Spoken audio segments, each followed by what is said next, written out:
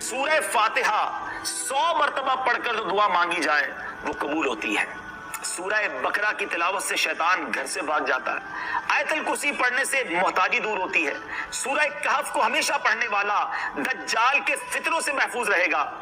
वालिदैन की कब्र पर हर जुमा सूरह यासीन की तिलावत करने से उसकी हुरूफ की तादाद के बराबर उनके गुनाह बख्श दिए जाते हैं। सूरह अद-दुखान पढ़ने से मुश्किल दूर होती है। जो करीबुल मर्ग हो उस पर सूरह जासिया का दम करने से खात्मा बिल खैर होता है। सूरह हुजरात का पढ़ना और दम करके पीना घर में खैर और बरकत के लिए मुफीद है।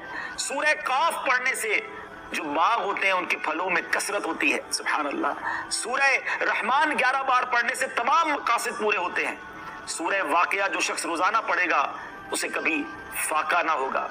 सूरह मुल्क को हर रात पढ़ने वाला अज़ाब कब्र से महफूज रहेगा।